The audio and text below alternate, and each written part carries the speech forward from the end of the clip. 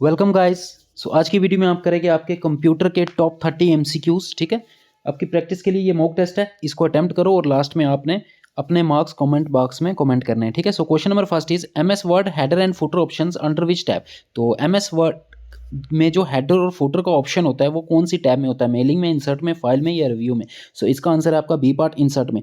तो इंसर्ट एक टैब होती है जिसमें आप एमएस वर्ड की स्लाइड पे कुछ भी इंसर्ट कर सकते हैं। कोई भी पाई चार्ट इंसर्ट करना है, कोई इमेज इंसर्ट करनी है, कोई पीडीएफ, कोई लिंक या हेडर या फुटर इंसर्ट करने हैं, तो वो वहाँ इंसर्ट से हो जाएगा। तो ये तो सिंपल क्वेश्चन था, सो इसका आंसर हो जाएगा आपका B part, that is insert. Question number two is what is the full form of COBOL. ठीक है, कोबॉल आपको पता है एक हाई लेवल लैंग्वेज है। इसकी फुल फॉर्म मोस्ट इंपॉर्टेंट है आपकी एब्रीवेशंस। ठीक है, सो कंप्यूटर में आपको 2-3 एब्रीवेशंस तो आने वाली हैं, इसलिए आपको 30-40 इंपॉर्टेंट एब्रीवेशंस याद होनी चाहिए। ठीक है, कोबॉल की आपकी एब्रीवेशन होती है कॉमन बिजनेस ओरिएंटेड लैंग्वेज। क्या होती है? Common business oriented language. ठीक है, अच्छे से एब्रीवेशन याद करना, क्योंकि वो एक ही वर्ड चेंज करेगा, बाकी वर्ड सेम रखेगा, सो वहाँ पे कन्फ्यूजन होने के चांस होंगे। सो अच्छे से एब्रीवेशंस को याद करना है। 3-4 एब्रीवेशंस तो आपको आने वाली हैं। कोबॉल की abbreviation common business oriented language, ये एक हाई लेवल लैंग्वेज है। ठीक है, क्वेश्चन नंबर 3। ठीक है, यहाँ पे मैंने कुछ ये एब्रीवेशंस लिखी हैं इंपॉर्टेंट, ये वाली तो आपको याद होनी चाहिए। ठीक है, सो ये आप यहाँ से देख लेना, ये आपको यहाँ से एक बार रिवाइज कर लेना। आई होप आपको ये सारी याद होंगी, तो यहाँ से रिवाइज कर लेना एक बार। Question number 3 is online conversations in which you are immediately able to send messages back and forth to one another is called। ठीक है, क्या कह रहा है? अब आपने जो भी क्वेश्चंस एग्जाम में पढ़ने हैं, सबसे पहला ये करना है क्वेश्चंस को अच्छे से पढ़ना है, नहीं तो 3-4 क्वेश्चन हर एक बच्चा गलत करके आता है, फिर जब घर आता है तब बोलता है ये तो बिल्कुल ईजी था, ये तो मुझे आता था, ये मैंने क्यों गलत किया। वो इसलिए गलत किया, क्वेश्चंस अच्छे से नहीं पढ़ते। एक्चुअल में क्या होता है कि जब हमें क्वेश्चन आता होता है ना, तो हम एक्साइटमेंट में क्वेश्चन पूरा पढ़ना भूल ही जाते हैं कि वो हमें पूछ क्या रहा है। ठीक है, तो एग्जामिनर कोशिश करता है कम से कम 10 क्वेश्चंस में आपको फंसाने की।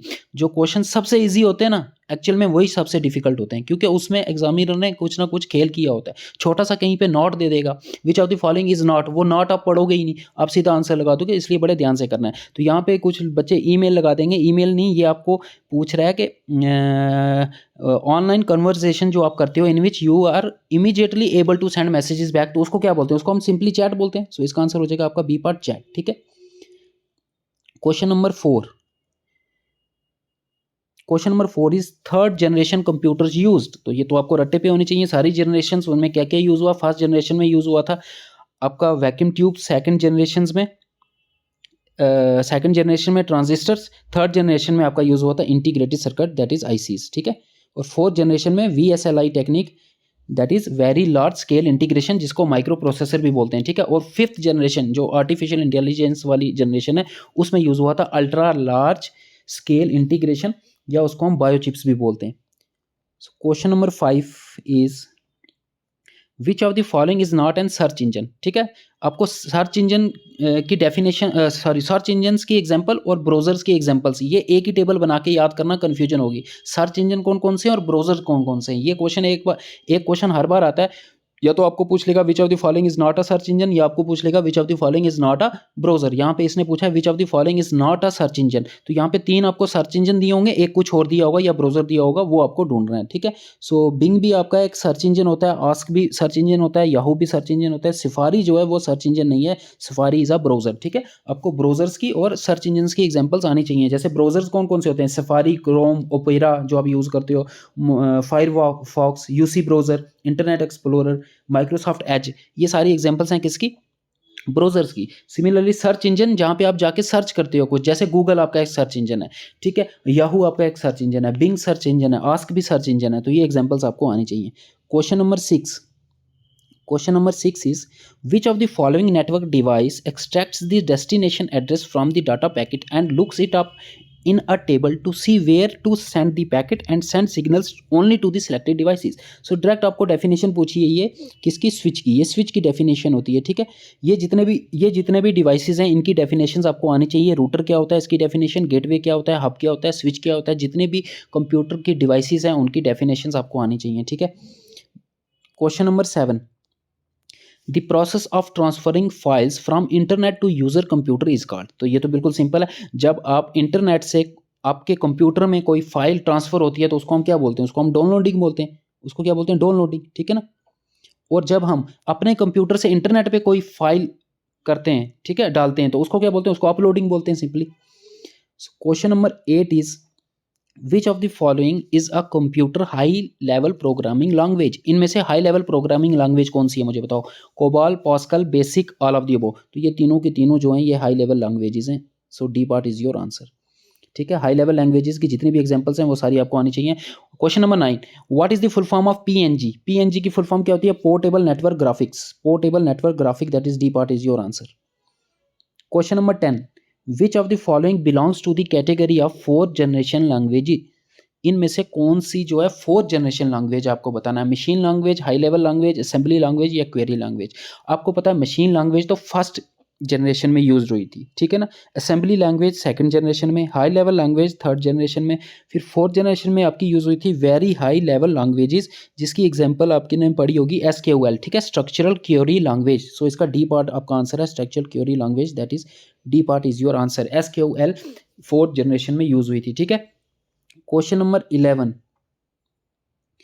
इन MS Word 2010 shortcut key to print preview. जो इंपॉर्टेंट शॉर्ट कीज हैं वो आप पढ़ लेना, ठीक है। Shortcut key to print preview, आप प्रिंट करने से पहले, ये प्रिंट की शॉर्टकट की नहीं पूछ रहा, प्रिंट की तो कंट्रोल P+P होता है, ठीक है। प्रिंट प्रीव्यू, प्रिंट प्रीव्यू से क्या होता है, जो डॉक्यूमेंट आप प्रिंट कर रहे हो उसका आपको कंप्यूटर पे प्रीव्यू बता देगा कि इतना पोर्शन आपका प्रिंट होगा और इस अलाइनमेंट में आएगा वो, तो उसको प्रिंट प्रीव्यू बोलते हैं। कि प्रिंट करने से पहले हम देख लेते हैं कि जो हम प्रिंट कर रहे हैं वो कैसा प्रिंट आएगा हमारे पास, ठीक है। सॉफ्ट कॉपी में देख लेते हैं मॉनिटर पे, तो उसकी शॉर्टकट की है कंट्रोल F2 करोगे तो आपको सीधा प्रिंट प्रीव्यू दिख जाएगा। Question number 12, which of the following shortcut keys is use to end a PowerPoint presentation. अगर पावर पॉइंट प्रेजेंटेशन को आपको एंड करना है तो आपको एस्केप इसकी शॉर्टकट की होती है। आपको एस्केप बटन टैब जो है वो प्रेस करनी है तो आपकी पावर पॉइंट प्रेजेंटेशन एंड हो जाएगी। क्वेश्चन नंबर 13, विच फंक्शन की is use for opening help. जितनी भी फंक्शन कीज हैं F1 से F12 सबके फंक्शन आपको आने चाहिए। हेल्प के लिए F1 होती है, हेल्प के लिए कौन सी होती है, F1, that is a part is your answer, ठीक है। हेल्प के लिए आपकी F1 होती है। सो ये सारी फंक्शन कीज की मैंने लिखी हैं यहाँ पे फंक्शंस, तो ये एक बार देख लेना आप, ठीक है। Question number 14, which of the following is an application software. आपको पता है सॉफ्टवेयर दो टाइप्स के होते हैं, system software and application software. System software होते हैं जो पहले से आपको सिस्टम में इंस्टॉल होते हैं, ठीक है। जैसे आपका जो ऑपरेटिंग सिस्टम होता है वो एक सिस्टम सॉफ्टवेयर है। एप्लीकेशन सॉफ्टवेयर जो आप डाउनलोड करते हो फिर उनको यूज़ करते हो फॉर डिफरेंट एप्लीकेशंस, उनको बोलते हैं application software. For example WhatsApp आप यूज़ करते हो, ये क्या है, एक एप्लीकेशन सॉफ्टवेयर है, ठीक है। सो यहाँ पे आपको Linux, Mac operating system, Unix, graphics, इसमें से बताना है एप्लीकेशन सॉफ्टवेयर कौन सा है। सो इसमें से एप्लीकेशन सॉफ्टवेयर आपका कौन सा, ग्राफिक्स। ये लिनक्स, ये सारे ऑपरेटिंग सिस्टम है, ठीक है। लिनक्स भी एक ऑपरेटिंग सिस्टम है, मैक ऑपरेटिंग सिस्टम ये एप्पल का ऑपरेटिंग सिस्टम होता है, यूनिक्स भी ऑपरेटिंग सिस्टम है। तो ऑपरेटिंग सिस्टम जितने भी होते हैं वो सिस्टम सॉफ्टवेयर होते हैं। सो ग्राफिक आपका आंसर हो जाएगा यहाँ पे। Question number 15, Daisy wheel printer is what type of printer. Daisy wheel printer जो है इम्पैक्ट टाइप प्रिंटर होता है, ठीक है। तो जितने भी टाइप्स ऑफ प्रिंटर हैं उनकी स्पीड्स किस में मेजर होती है, उनकी एग्जांपल्स वो सारे आपको इम्पैक्ट प्रिंटर कौन कौन से होते हैं, नॉन इम्पैक्ट प्रिंटर कौन कौन से होते हैं, फिर लेजर प्रिंटर, लाइन प्रिंटर, ये सारे आपको आने चाहिए, ठीक है। Daisy wheel printer is an example of impact printer, is a type of impact printer. Question number 16, on which one of the following output devices is hard copy often displayed। तो कौन सी output devices पे hard copy display होती है, ठीक है। तो ये इसका आंसर बड़े ध्यान से देना, मॉनिटर नहीं लगा देना। मॉनिटर पे डिस्प्ले होती है सॉफ्ट कॉपी, ठीक है। मॉनिटर पे जो डिस्प्ले होती है वो सॉफ्ट कॉपी होती है। हार्ड कॉपी अगर आपको फाइंड करनी है, हार्ड कॉपी कहाँ से मिलेगी आपको, हार्ड कॉपी तो हमें जब हम प्रिंट करेंगे तभी हमारे पास हार्ड कॉपी आएगी, दैट इज प्रिंटर से, ठीक है। So C part is your answer. Question number 70, a key logger is an example of. Key logger एक तरह का स्पाईवेयर होता है, की लॉगर इज अ स्पाईवेयर, ठीक है। की लॉगर देखो नाम से ही पता चल रहा है की लॉगर क्या करता है, इसका क्या काम होता है, ये आपकी एक्टिविटीज़ को ये क्या करता है, ट्रैक करता है कि आप कंप्यूटर में क्या कर रहे हो, क्या सर्च कर रहे हो, क्या कीज़, इसीलिए इसका नाम की लॉगर रखा है, ठीक है। की लॉगर मीन्स आप अपने सर्च इंजन में कौन सी कीज़ को प्रेस करते हो, मतलब क्या सर्च करते हो, तो आपका वो पूरा ट्रैक रखता है। इसको बोलते हैं स्पाईवेयर, ठीक है। ये आपकी जासूसी करता है, इसलिए spyware. Question number 18, network security device that grants और rejects network access to traffic flows between an untrusted zone and a trusted zone, उसको क्या बोलते हैं, उसको बोलते हैं फायरवॉल। फायरवॉल एक तरह का सिक्योरिटी सिस्टम है जो क्या करता है, जो अनट्रस्टेड नेटवर्क्स होते हैं उनको वो अलो नहीं करता, ठीक है। सो एक तरह से एक वॉल की तरह एक्ट करता है, between untrusted and trusted zone के बीच में। तो ये फायरवॉल की एग्जांपल है। क्वेश्चन नंबर 19, ये आ गया हब की डेफिनेशन, रूटर एंड ब्रिज, ये देख लेना एक बार। Question number 19, programs that come into computer system disguised as something else are known as, उनको क्या बोलते हैं? Trojan horses, viruses, web bugs या जोम्बीज। ठीक है जी। सो ये डेफिनेशन आपकी ट्रोजन हॉर्सेस की। ठीक है, ट्रोजन हॉर्सेस की डेफिनेशन क्या होती है? ट्रोजन हॉर्स एक ऐसा सॉफ्टवेयर होता है जो प्रिटेंड करता है कुछ और, लेकिन अंदर से कुछ और होता है। फॉर एग्जांपल आपको कभी पॉपअप आता है, फॉर एग्जांपल कि आपको आपने एक लॉटरी जीती है, आप उस पर क्लिक करते हो तो आप बाद में पता चलता है कि आपके बैंक से पैसे ही उड़ गए। तो वो एक तरह का ट्रोजन हॉर्स होता है, आपको दिखाता कुछ हो रहा है लेकिन अंदर से वो कुछ और होता है। तो इस तरह के सॉफ्टवेयर को हम ट्रोजन हॉर्सेस बोलते हैं। ठीक है। सो क्वेश्चन नंबर 19 का आपका आंसर हो जाएगा A part. Question number 20, in IT act 2000, ठीक है, जो आईटी एक्ट है हमारा 2000, which section deals with the punishment for cyber terrorism, cyber terrorism के पनिशमेंट के लिए कौन सी सेक्शन उसमें है? वो सेक्शन है आपकी, ये आपको याद रखनी है, इंपॉर्टेंट क्वेश्चन है। 66F, that is C part is your answer. 66F is the section for punishment for cyber terrorism. 66F is your answer. Question number 21, digital signature services that has been launched on Aadhaar platform. Aadhaar platform पे अभी digital signature services launch हुई है, उसको हम बोलते हैं E sign desk. उसको क्या बोलते हैं? E sign desk. B part is your answer, E sign desk.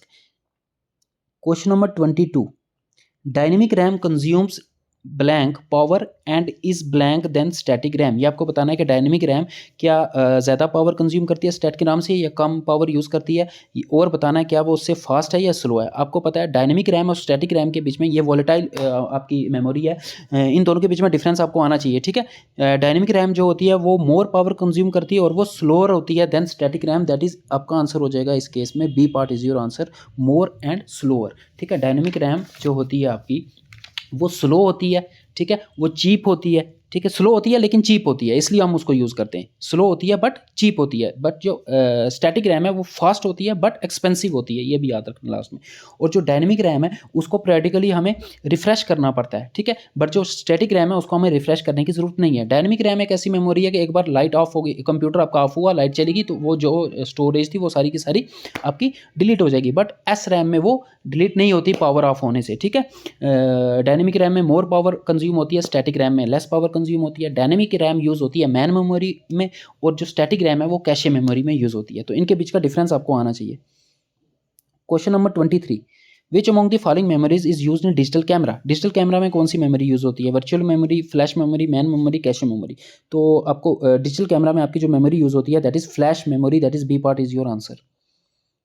Question number 24, which memory uses the concept of tracks and sector. तो ये तो रिपीटेड क्वेश्चन है। ट्रैक एंड सेक्टर आपके होता है हार्ड डिस्क में। ठीक है, हार्ड डिस्क में होता है ना, ट्रैक्स एंड सेक्टर्स में उसको डिवाइड किया जाता है।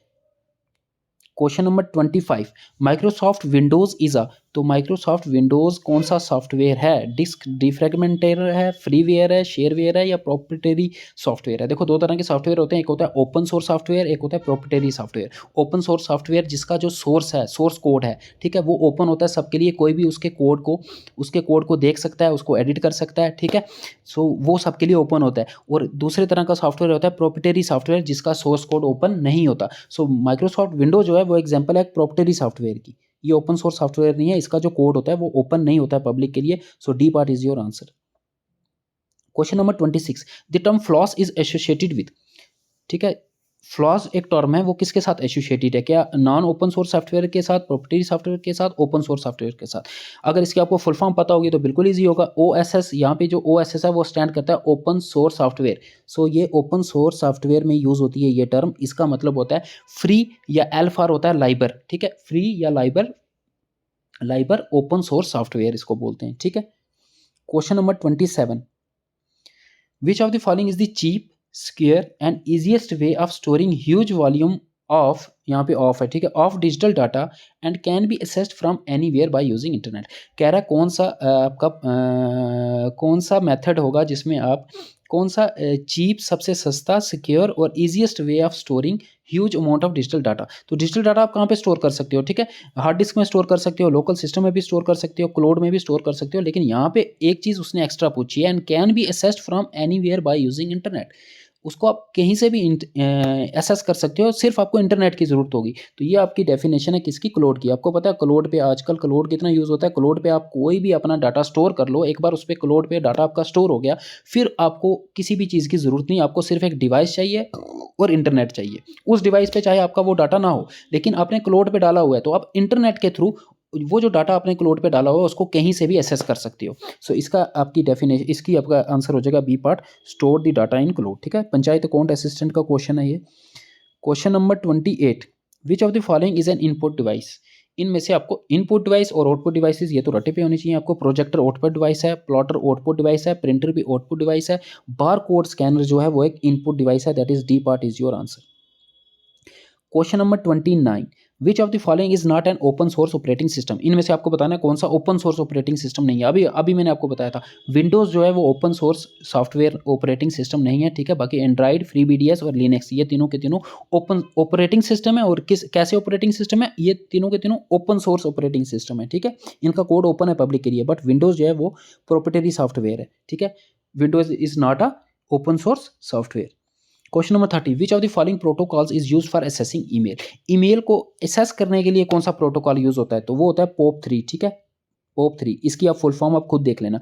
देखो ईमेल्स में दो प्रोटोकॉल यूज होते हैं, एक SMTP जो ए पार्ट है जिसकी फुल फॉर्म होती है सिंपल मेल ट्रांसफर प्रोटोकॉल, और POP3 भी यूज होता है। SMT यूज होता है आपका जो ईमेल आपको जो ईमेल आपका सेंड करता है या रिसीव करता है। और POP3 का क्या काम होता है, आपके ईमेल में जैसे ही ईमेल आ गया, आपकी जो ईमेल इनबॉक्स वाली सेक्शन है उसमें ईमेल्स को ऑर्गेनाइज करता है। और जब आप किसी भी ईमेल को एसेस करने की कोशिश करते हो, तो वो एसेस करने में कौन हेल्प करता है, वो POP3 प्रोटोकॉल हेल्प करता है। तो दोनों में डिफरेंस याद रखना। ठीक है, सो ये थे आपके 30 क्वेश्चन रिवीजन के लिए थे। ये आपका एग्जाम आ गया, सो आप अपने अपने मार्क्स कमेंट बॉक्स में शेयर करना, चैनल को सब्सक्राइब करना और टेलीग्राम लिंक को ज्वाइन कर लेना। Thanks for watching.